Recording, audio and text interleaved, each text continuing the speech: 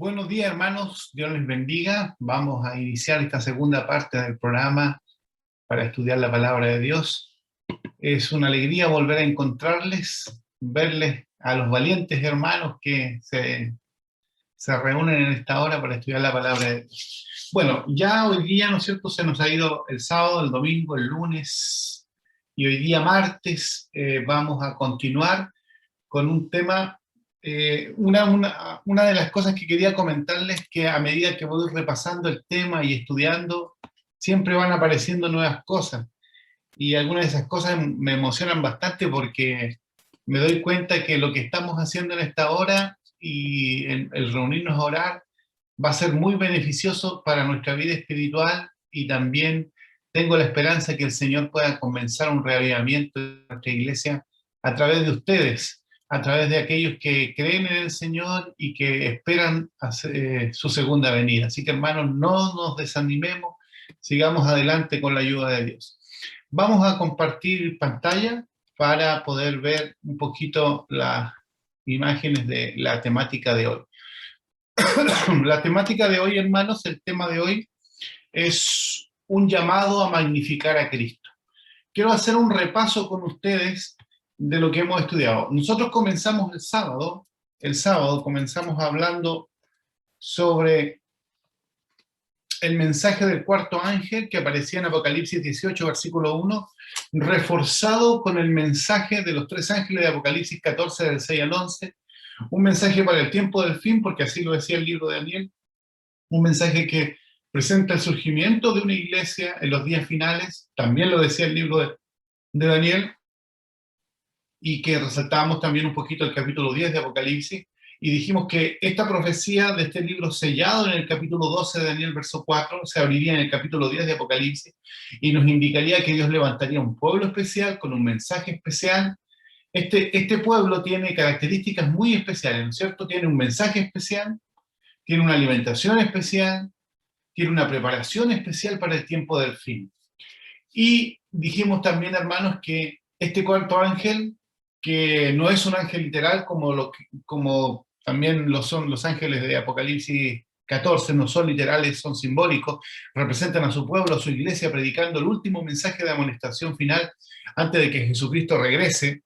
Tiene que ver con la investidura del poder del Espíritu Santo para poder llegar a la última cosecha de la tierra, donde el Señor va a amonestar al mundo, va a preparar al mundo para su segunda venida. Entonces, de eso hablamos un poquito sábado, hemos ido avanzando a lo que ha sucedido con los reavivamientos en la iglesia cristiana a lo largo de la historia, y cómo llegamos al último, porque hablamos de que uno de los grandes primeros despertares fue lo que sucedió en el periodo de la Reforma, luego con las iglesias cristianas desde el año 1750 en adelante, y hasta llegar al año de 1844, cuando Dios también quería venir, y ya dijimos ayer que si la iglesia se hubiera comprometido a terminar de predicar el evangelio del mensaje de los tres ángeles, lo más seguro es que Jesús ya hubiese venido a buscar a su iglesia. Todo eso es lo que hemos visto en estos días. Entonces, hoy día, hermanos, vamos a hablar un poquito del llamado a magnificar a Cristo, que es el centro del mensaje bíblico y que debiera ser el centro del mensaje adventista del séptimo día. ¿Qué ocurrió con la iglesia, hermanos, después de 1844, después de este gran reavivamiento que hubo en el mundo, en los creyentes en Estados Unidos y en diferentes lugares del mundo? Porque Dios quería preparar a su pueblo para su segunda venida. Apocalipsis 3:18 lo pueden ver en pantalla, lo pueden encontrar en sus Biblias. Vamos a leerlo, porque este es un texto muy importante de lo que vamos a iniciar el estudio de esta mañana. Dice: por tanto, yo te aconsejo que de mí compres oro refinado en fuego, para que seas rico, y vestiduras blancas para vestirte, y que no se descubra la vergüenza de tu desnudez, y unge tus ojos con colirio para que veas. Yo reprendo y castigo a todos los que amo, sé pues celoso y arrepiéntete. Bueno, ayer también habíamos dicho que uno de los grandes pecados de la iglesia cristiana, cuando la iglesia la fundó Jesucristo, Jesucristo es el pilar fundamental de la iglesia, no el hombre, cuando la iglesia es descrita en el primer siglo por un caballo blanco, hablado de la pureza de la iglesia. Con los años la iglesia se fue enfriando, y vimos que el Señor tuvo que levantar estos movimientos de reforma para redescubrir las verdades bíblicas que se estaban perdiendo a través del tiempo, especialmente en estos 1262 años proféticos, donde la iglesia fue perseguida y solamente grupos pequeños de creyentes como los valdenses, los hugonotes, gente que se tuvo que alejar, arrancar a las montañas para preservar la escritura, fueron los que preservaron la palabra de Dios y la fidelidad a Dios.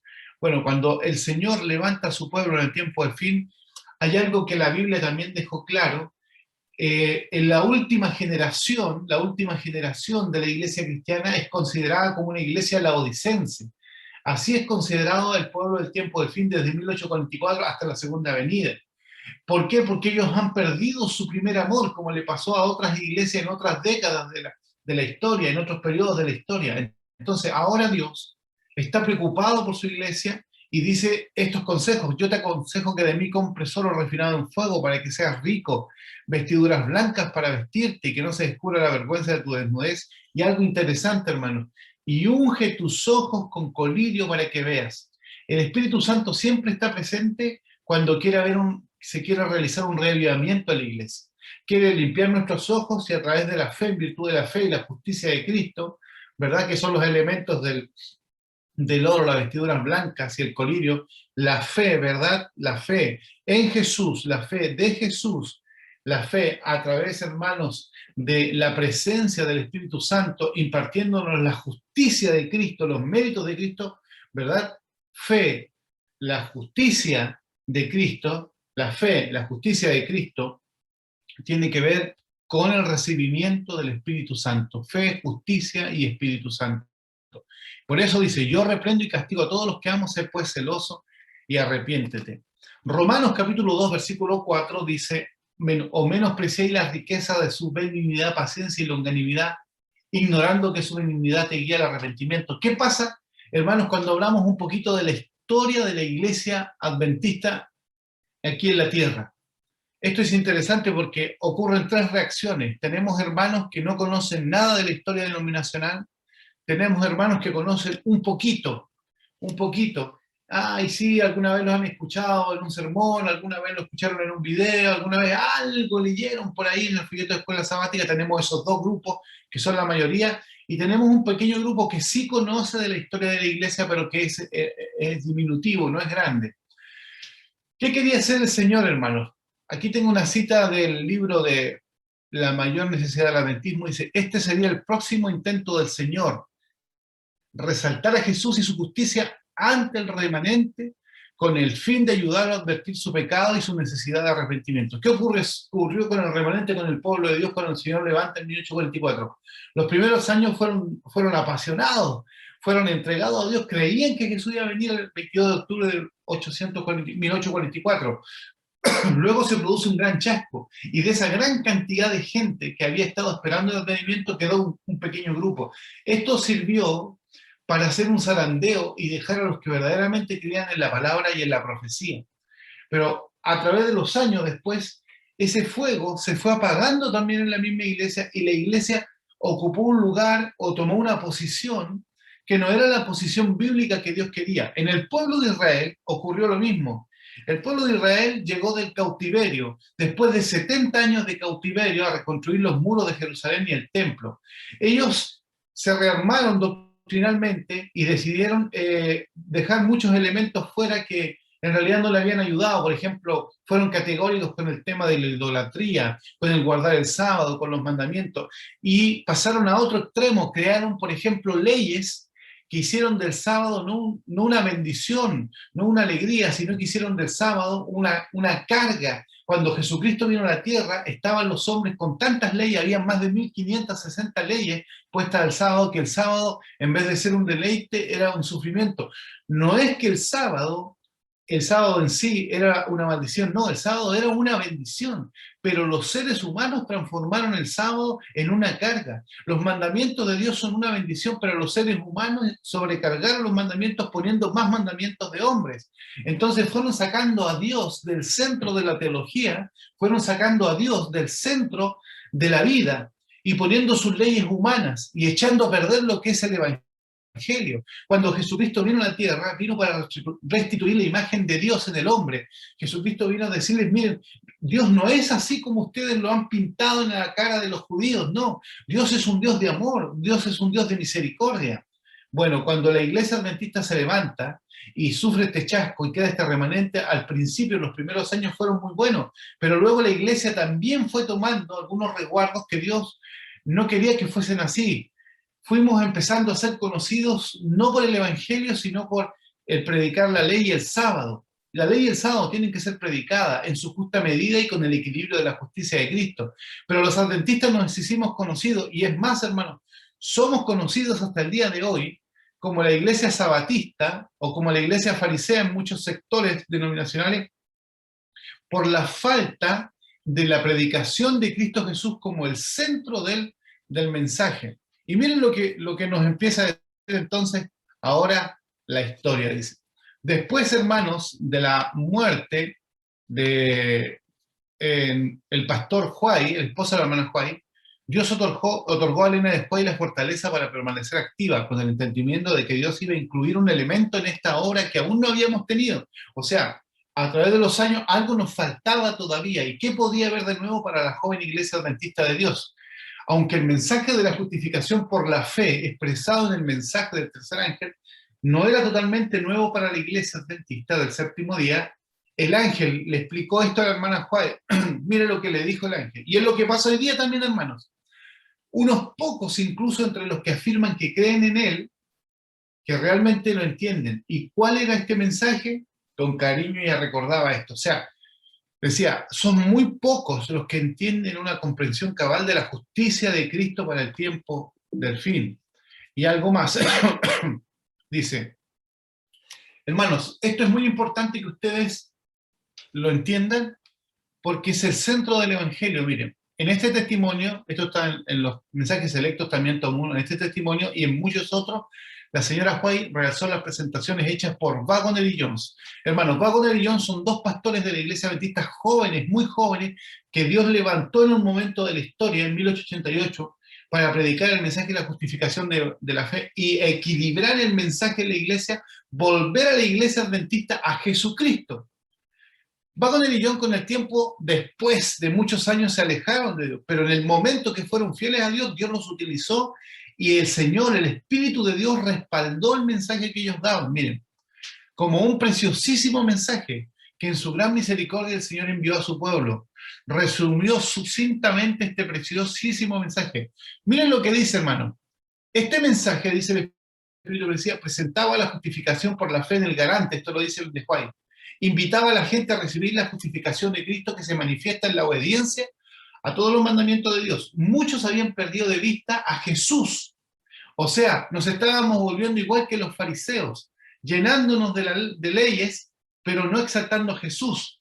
Y decía el mensaje, necesitaban dirigir sus ojos a su divina persona, a sus méritos, a su amor inalterable por la familia humana. Todo el poder es colocado en sus manos y Él puede dispensar ricos dones a los hombres. Aquí está hablando de Jesús, exaltando a Jesús, impartiendo el inapreciable don de su propia justicia al desvalido agente humano. Este es el mensaje que Dios ordenó que fuera dado al mundo. Miren, el mensaje que Dios le ordenó a la iglesia está centrado en Jesús y había que decirle al mundo, todo el poder es colocado en Jesús y solamente Jesús puede dispensar a los hombres ricos dones. Este es el mensaje que Dios ordenó que fuera dado al mundo. Es el mensaje del tercer ángel. Miren qué interesante. El mensaje del tercer ángel de Apocalipsis no está centrado en bestias, no está centrado en poderes políticos, no está centrado ni en la primera ni en la segunda bestia de Apocalipsis 13, sino que está centrado en Cristo Jesús, que ha de ser proclamado en alta voz y acompañado por el abundante derramamiento de ¿qué, hermanos? Derramamiento del Espíritu Santo. Yo me voy a salir un poquito acá para verlos a ustedes, a los que puedo ver. Es interesante que la hermana Juárez le está diciendo a la iglesia en ese entonces, cerca de 1888, queridos hermanos, yo los amo mucho, pero Dios envió a estos dos pastores jovencitos para que volvamos la senda en Cristo Jesús. Y fíjense, hermanos, que a nosotros nos ha costado volver a la senda. ¿Por qué? Yo soy adventista de toda la vida, yo creo que tú a lo mejor también lo eres, pero yo me crié en la iglesia con mensajes de Apocalipsis. Y hermano, yo soy un predicador de Apocalipsis. yo creo en la segunda venida de Jesús, yo creo que hay que hablar del Apocalipsis, pero a veces he escuchado mensajes de Apocalipsis tan, ¿cómo lo puedo decir?, tan papacéntricos, tan bestiacéntricos, tan político, eclesiológico, céntricos, donde de repente el libro de Apocalipsis no se vuelve el libro de la revelación de Jesús, sino la revelación del Papa Francisco, la revelación de los Estados Unidos, la revelación de la primera, segunda, tercera, no sé, y todas esas bestias que se pueden. El Apocalipsis, hermanos, es un libro que dice en su inicio, ¿la revelación de quién, hermanos? La revelación de Jesucristo. Y eso le ha costado entender mucho al pastor adventista, al hermano adventista, al laico adventista, al predicador adventista, porque yo a veces me pregunto, iniciamos un seminario de Apocalipsis, hablamos de Apocalipsis 13, Apocalipsis 17, Apocalipsis 18, hablamos de Apocalipsis 14, y Jesucristo no aparece en ningún lugar, hermanos. Y eso para mí es una tragedia del mensaje adventista, porque yo, cuando hace ya varios años atrás, jovencito, aquí en Santiago, colportaba iglesia evangélica, los pastores evangélicos no querían saber nada con los adventistas porque decían que éramos los legalistas y extremistas más grandes que había. Muchas veces iba a visitar a los pastores evangélicos y con algunos hice muy buena amistad y decían, bueno, ustedes son los que se salvan por la ley, los que se salvan por los mandamientos, los que se salvan por el sábado. Nadie nos conocía por ser cristianos. Y eso es una tragedia, hermano, y a veces cuando yo predico esto, por desconocimiento de muchos hermanos, los hermanos se espantan, se asustan y dicen, pero pastor, ¿qué está diciendo? Pero si no lo digo yo, lo dice la sierva de Dios, y le voy a mostrar algunas citas ahí que la hermana White tuvo que pararse en los púlpitos, tuvo que pararse en el Congreso, tuvo que decir cosas muy claras, muy fuertes, diciéndole a los pastores, a los dirigentes de iglesia, hermanos, entiendan que el mensaje no está centrado en la ley, ni tampoco en el sábado. Esas son consecuencias de la salvación. El mensaje está centrado en Jesucristo, quien vino a morir por nosotros, a salvarnos y a darnos todos los ricos dones que Él quiere. Por estar predicando cosas que no corresponden, estamos perdiendo el objetivo que es hablar de Jesús. Cuando yo hablo de Apocalipsis, tengo que hablar de Jesús. Cuando yo hablo de Apocalipsis 13, tiene que estar Jesucristo en el centro. Si Jesucristo no está en el centro, el mensaje, hermanos, queridos hermanos, es un mensaje vacío. Es un mensaje que puede ser predicado por cualquier persona, pero no es el mensaje que Dios quiere para este tiempo. Y eso tenemos que tenerlo claro. El centro de nuestro mensaje es Cristo Jesús y su justicia. El centro de nuestro mensaje tiene que ver con un Dios que intercede. La hermana Juan, yo ayer repasaba unas citas de mensaje selecto y dice, no presenten a Jesús como un Dios castigador sentado en el trono, el cual castiga inmediatamente a los hombres apenas caen, porque así no es el carácter de Dios. El carácter de Dios es amor, el carácter de Dios es misericordia, y su justicia quiere libertar al hombre, preparar al hombre para su segunda venida. No presentemos la segunda venida como una situación catastrófica en la cual enfatizamos las plagas, enfatizamos los juicios de Dios, pero no enfatizamos la misericordia de Dios. Cuando en el tiempo del fin, y eso yo les voy a presentar el último día, el viernes, cuando predique nuevamente, que en el tiempo del fin, a veces nosotros hemos presentado el libro El conflicto de los siglos, hemos escogido todas las citas más duras. Usted tendrá que vivir sin intercesor, no habrá sacerdote en el cielo porque el Señor Jesús vendrá a buscar a su iglesia y serán tiempos difíciles. Nosotros sabemos que van a ser tiempos difíciles. Ya son tiempos difíciles los que están viviendo, los que vendrán serán más complejos. Pero nunca hemos leído todas las citas que tiene este libro y muchos libros más de sus testimonios que dicen que si hay un tiempo, yo memoricé una de esas, hermano, y la quiero compartir con ustedes, que si hay un tiempo en la historia de la humanidad en la cual Dios se preocupa de su iglesia, es el fin del tiempo de la gracia en el cual Dios atenderá con gran ternura a su iglesia. Miren lo que está diciendo, hermano. Cuando usted trata con ternura a alguien, yo tengo un hijo y un hijo pequeño, yo siempre trato de darle ternura a mi hijo.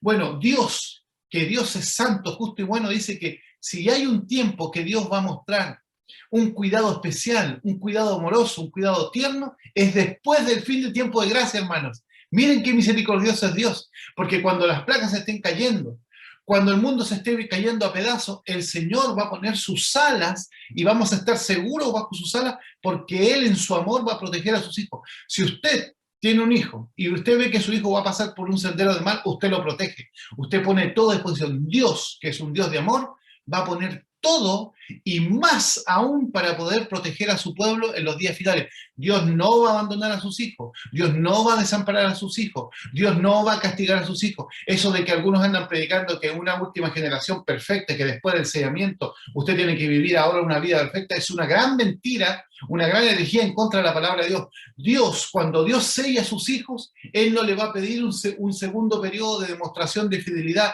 porque usted ya lo hizo, usted ya vivió fiel a Dios y ahora Dios lo selló. ¿Qué va a hacer Dios ahora? En el fin del tiempo de gracia va a caminar de su lado, con usted, a través de su espíritu, y Dios se puso un nombre en la Biblia para dejarnos claro a nosotros cuál es el infinito amor de Jesús. Jesús en la Biblia, en el libro de Mateo, en el capítulo 1, versículo 22, dice que Jesús se llamará Emmanuel. ¿Y Emmanuel qué significa? Dios con nosotros. Cuando el Evangelio de Mateo termina en el capítulo 28, Jesucristo dice unas palabras muy importantes del versículo 18 al 20, dice, yo estaré con vosotros todos los días, ¿hasta cuándo dice? Hasta el fin del mundo. O sea, Jesucristo vino a la tierra para dejarle claro al hombre, yo vengo para estar con ustedes, hijos, no los voy a dejar nunca solo, y voy a estar con ustedes hasta el último día. Hasta cuando yo regrese y de ahí ya estaremos personalmente para vernos. Entonces Dios nunca va a desamparar a sus hijos, Dios nunca va a desamparar a su pueblo, Dios nunca va a dejar de amar a sus hijos. Y cuando Él los selle, Él dirá, hijos, están sellados, de aquí en adelante yo me hago responsable, de aquí en adelante yo asumo la situación, no tengan miedo por las plagas. Ese es el mensaje que tenemos que darle a los hermanos y a la iglesia, no a intimidar a los hermanos, decir, hermano, vienen las plagas y si usted no está consagrado se va a perder. Y al final, ¿qué pasa con el hermano? ¿Qué pasa con el evangélico, con el nuevo que viene de la iglesia y dice, oye, qué duros son los adventistas con su mensaje? Su mensaje no está centrado en Jesús, está centrado en el temor. Y así el mundo nos va conociendo por ser más intimidantes en la palabra que por ser presentadores de un Dios de amor. En todos los hechos de la Biblia, cuando Dios libertó al pueblo de Egipto, Dios se hizo responsable de ellos abriendo el mar y dándole alimento. No los dejó solos. Cuando el profeta Elías tuvo que enfrentar a Acab, él se preocupó de darle agua y comida y protegerlo en todos los momentos difíciles. A todos los profetas Dios los acompañó a pesar de los momentos difíciles que vivieron. A los discípulos, a los apóstoles, a la iglesia cristiana que ha perseverado a lo largo de la historia, Dios se ha hecho responsable de ello. ¿Por qué Dios se va a desatender de su pueblo en los días finales? Eso es mentira. Dios va a estar con su pueblo en los días finales, con aquellos que le aman y guardan sus mandamientos. Dios los va a proteger en el tiempo del fin. Cuando yo pienso que Dios es un Dios de amor, que Dios es un Dios de misericordia, me dan ganas de seguir adelante, hermanos. Me dan ganas de que Él venga, me dan ganas de que venga el tiempo del fin, porque digo, gracias Padre, porque tú vas a estar conmigo. Gracias Padre, porque tú me vas a sostener en los momentos difíciles. Y aunque ya no haya intercesión en el santuario celestial, tú a través de tu espíritu vas a estar con cada uno de tus hijos. Y cuando los hombres intenten matar a los hijos de Dios, no lo permitirá, porque los sellados pasarán de vida a vida eterna, y si es necesario, los ángeles, dice el conflicto de los siglos, aparecerán entre medio de los hombres malos y los hijos de Dios para que no sean tocados. Miren qué preservación. El pan y el agua nunca le faltará a su pueblo hasta cuando Él regrese. O sea, Dios va a hacerse cargo de su pueblo. Dios lo compró en la cruz del Calvario y este precio costó la vida del Hijo de Dios. Por lo tanto, no somos de nosotros, pertenecemos a Jesucristo. Y como somos de Jesucristo, Él se hace responsable de nosotros. Eso a mí, hermanos, me da ganas de glorificar el nombre de Dios, porque veo que Dios es un Dios de misericordia. Y ese es el mensaje que la iglesia debiera predicar. Voy a avanzar un poquito más, hermanos, porque esto se me va a ir el tiempo y no voy a alcanzar a terminar. Bueno, voy a avanzar un poco más. Miren. Estas son algunas de las cosas más que han pasado en la historia de la Iglesia Adventista. Miren, esto es lo que le mencionaba recién, queridos hermanos. Miren, el mensaje del Evangelio de su gracia tenía que ser dado a la Iglesia con contornos claros. ¿Qué es lo que tenía que dársela a la Iglesia, hermanos? El mensaje del Evangelio. ¿Qué es el Evangelio? Las buenas nuevas. ¿De la gracia de quién? De la gracia de Jesús. Tenía que darse a la iglesia con contornos claros y distintos, para que el mundo, mire, no lo digo yo, lo dice la sierva de Dios, para que el mundo no siguiera afirmando que los adventistas del séptimo día hablan mucho de la ley, pero no predican a Cristo ni creen en Él. Esto es, hermanos, terrible. O sea, ¿en qué punto la iglesia se había perdido del evangelio para predicar solamente la ley, sabiendo que la ley no puede salvar a los seres humanos? Los vuelvo a ver a ustedes, queridos hermanos. Miren, yo he visto una cosa aquí solamente en Santiago, de todos los lugares que conozco de Chile, y gracias a Dios conozco casi todo Chile, y muchas iglesias en diferentes lugares. En el único lugar que yo he visto en Chile, hermanos queridos, que levantan monumentos a la ley ha sido en Santiago. Ha ido un montón de iglesias. El otro día no quise decir nada cuando estaba predicando en una iglesia, en una ceremonia especial donde habíamos unos poquitos ahí. Los mandamientos hechos de cemento, mandamientos hechos de, no sé, de piedra, en algunos lugares, pero no he encontrado en las iglesias ninguna cosa que exalte, por último, un versículo que diga, por gracia soy salvo, y esto no de vosotros, sino es don de Dios. O sea, ahí se ve la mentalidad, el énfasis adventista, centrado en la ley, pero no en Jesucristo. Y la ley, que debemos guardarla, que expresa el carácter perfecto de Dios, la ley no nos puede salvar. La ley nos muestra, allá está Jesucristo, la ley nos dice, tú eres un pecador y estás perdido, no tienes remedio. El único que puede salvarnos, hermanos, es Cristo Jesús, y el único que puede ampararnos en el tiempo del fin es Cristo Jesús. Dejemos de pensar que nosotros podemos salvarnos por nuestros métodos, nuestra obediencia o nuestra comunión con Dios. No, nosotros la única forma que podemos ser salvos es por medio de los méritos de Cristo Jesús y su justicia perfecta. Él es el santo, Él es el bueno, Él es el perfecto, y Él es el que guardó los mandamientos en perfección cuando vino a la tierra. Ahora, por medio de la justicia de Cristo, nosotros somos justificados por la fe, somos perdonados y preparados para llegar al reino de los cielos. Entonces, hermano, el énfasis está equivocado. El énfasis es Cristo, y la ley se guarda porque Cristo me ha salvado, me ha perdonado. Yo no puedo presentar la ley, que es la condenación para mí, sin presentar a Jesucristo. Yo tengo que presentar, ¿no es cierto?, la enfermedad, pero también el antídoto, y el antídoto está en la sangre y en los méritos de nuestro Señor Jesucristo. Avanzo un poquito más, hermanos, para que no se me escape el tiempo. Y dice, este es el testimonio que debe circular por toda la longitud y la anchura del mundo. Presenta la ley y el evangelio vinculados, ambas cosas en un conjunto perfecto. Estos, los hijos de Dios, no tienen una mera fe nominal, una teoría de la verdad, una religión legal, sino que su fe tiene un propósito, el de apropiarse de los ricos dones de Dios. Y la cita anterior que decía, hermanos, que el Señor Jesucristo fue el que trajo todos los dones para impartirlos a su iglesia, a los hombres. O sea, todo es por medio de los méritos de Cristo Jesús. No de nosotros, sino por medio de Jesucristo. Una cosita más también, hermanos. En 1926, Arthur Daniel, el expresidente de la Asociación General, publicó el primer estudio exhaustivo sobre el tema de la justificación por la fe basado en su conocimiento de aquella época y en su experiencia personal en el Congreso de 1888, donde por primera vez se hablaba del tema de la justicia de Cristo. Admitió que la iglesia estaba ciega y que se había endurecido de corazón. La iglesia, al haber perdido de vista la naturaleza del pecado, era incapaz de percibir su verdadera condición. De allí su situación de laodicencia. ¿Y qué está diciendo esto, hermanos? Que la iglesia se había conformado a creer que se podía salvar por obras. O sea, este es un concepto profundamente católico, es un concepto profundamente jesuita, porque trata de decirle al hombre, tú te puedes salvar a través de tus propias obras. Y el mensaje de la Biblia es que nosotros no nos podemos salvar por nuestras obras, porque nuestras obras nos condenan ante la ley de Dios. Nosotros podemos salvarnos solamente por los méritos de la justicia de Cristo, que es lo que dice el libro de Romanos. El hombre es justificado por la fe sin las obras de la ley. Entonces, queridos hermanos, eso estaba pasando en aquel entonces. El miembro de iglesia pensaba que se podía salvar llevando una obediencia perfecta, y la obediencia perfecta no existe, solo existe en Cristo Jesús. La obediencia que nosotros colocamos en virtud de la fe y la justicia de Cristo.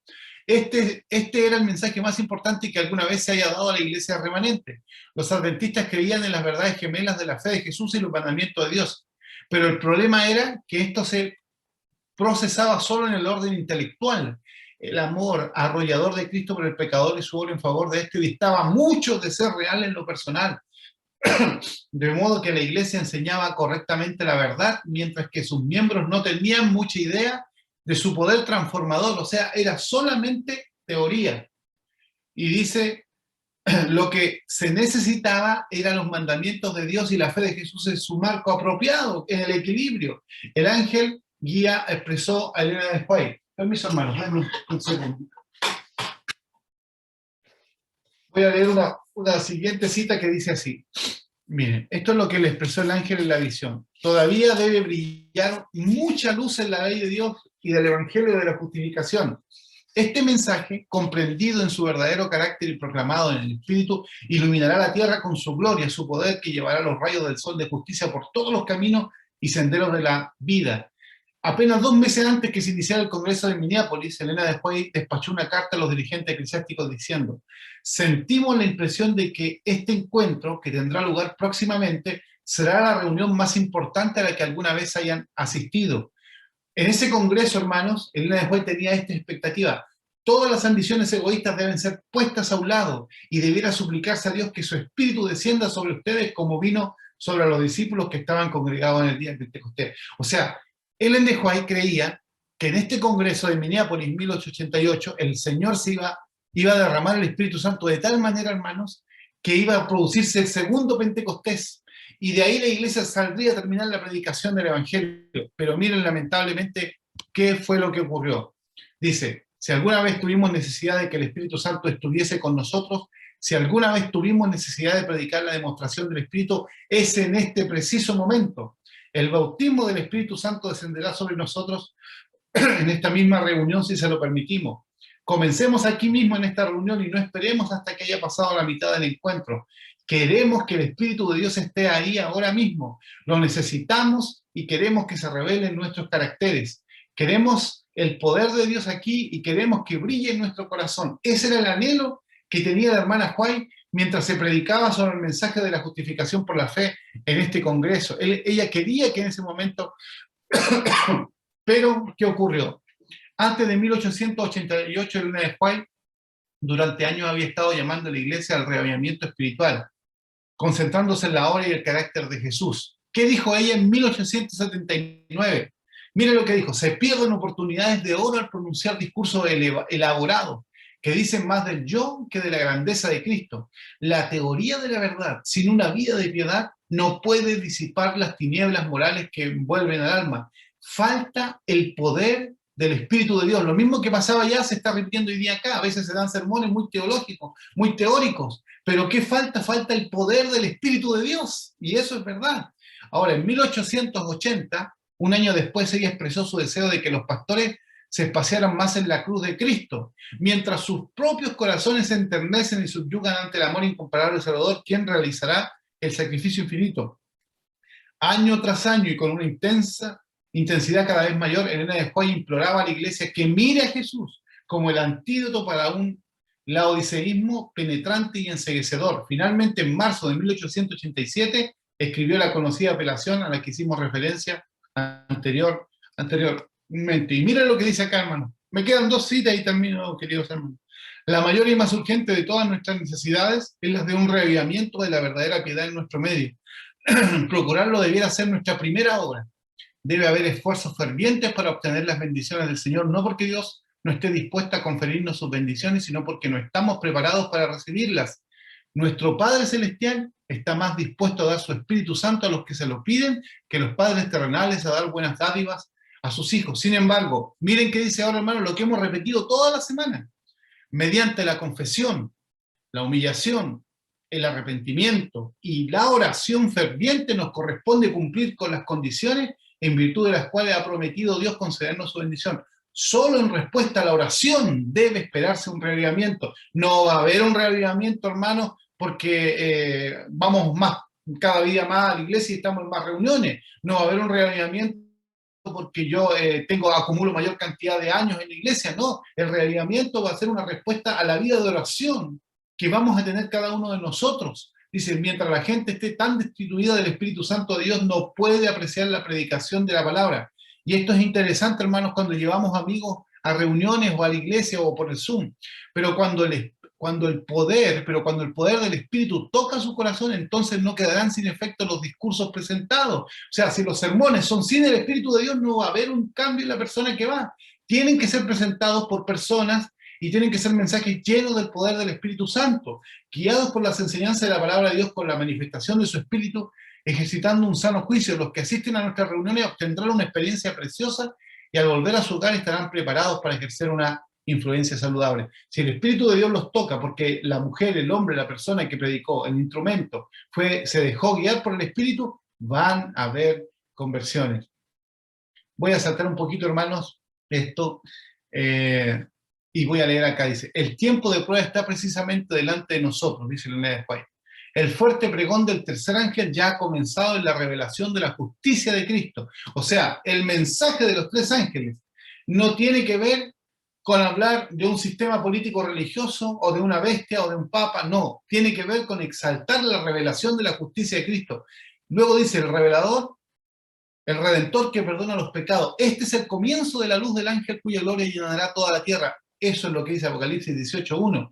Esto es así porque la obra de cada uno a quien ha llegado el mensaje de amonestación es la de exaltar a Jesús, presentarlo al mundo tal como está revelado en figuras y bosquejado en símbolos. O sea, toda la Biblia exalta a Jesús, toda la Biblia muestra a Jesús en los símbolos y en figuras, todo está centrado en Cristo Jesús. Entonces, tal como es manifestado en la revelación de los profetas, tal como es revelado en las lecciones dadas a sus discípulos y en los milagros maravillosos efectuados para los hijos de los hombres. Escudriñad las Escrituras, pues ellas son las que dan testimonio de mí, dice el Señor. Hermanos, voy a avanzar un poquito solo para llegar al final, y voy a leer acá, hermanos. Dice, ¿cómo concluye todo esto que pasa con Waggoner y Jones? Voy a leer acá, dice. La ley ha sido nuestro ayo para llevarnos a Cristo a fin de que fuésemos justificados por la fe. El Espíritu Santo está hablando especialmente de la ley moral en este texto, mediante el apóstol. La ley nos revela el pecado y nos hace sentir nuestra necesidad de Cristo y de acudir a Él en procura de perdón, paz y paz mediante el arrepentimiento ante Dios y la fe en nuestro Señor Jesús. La falta de voluntad, miren lo que ocurrió, hermano, en el momento del Congreso. La falta de voluntad para renunciar a opiniones preconcebidas, aceptar esta verdad, fue la principal base de la oposición manifestada en Minneapolis contra el mensaje del Señor expuesto por los hermanos Waggoner y Jones. Suscitando esa oposición, Satanás tuvo éxito en impedir que fluyera hacia nuestros hermanos en gran medida el poder esencial del Espíritu Santo que Dios anhelaba impartirles. El enemigo les impidió que obtuviesen esa eficiencia que pudiera haber sido suya para llevar la verdad al mundo tal como los apóstoles la proclamaron después del día de Pentecostés. Fue resistida la luz que ha de alumbrar a toda la tierra con su gloria y en gran medida ha sido mantenida lejos del mundo por el proceder de nuestros propios hermanos. Voy a terminar ahí, hermanos. Esta historia, si hubiera sido diferente, queridos hermanos, si hubiera sido diferente esta historia, no estaríamos acá. Jesús ya hubiese regresado. Pero dice lamentablemente que por esta envidia, este espíritu contrario al mensaje de Dios, fue rechazado este mensaje de la justificación por la fe como tenía que haber sido recibido y a través de los miembros del Congreso haber sido predicado a los hermanos. Hoy día tú y yo, hermanos, estamos mirando esta historia como algo pasado, pero que tiene algo de real, porque también falta más de Jesucristo en la iglesia, en la vida práctica y en el mensaje bíblico. Hoy día nosotros, hermanos, podemos hacer el cambio con la gracia y el poder del Espíritu Santo. Hoy día usted y yo que nos estamos reuniendo a orar, debemos pedir para que el Espíritu Santo tome posesión de nuestra vida. Y cuando el Espíritu Santo toma posesión de la vida de la iglesia, del cristiano, exalta el nombre de Jesucristo, levanta la justicia de Cristo por sobre la justicia humana y nos prepara para el encuentro con nuestro Señor en su segunda venida. Hermanos, que Dios nos bendiga, que Dios nos ayude. A medida que vamos avanzando, los temas se van profundizando más y vamos sintiendo más ganas de estar con Jesús y de prepararnos para que Él regrese pronto. Que Dios les bendiga, queridos hermanos.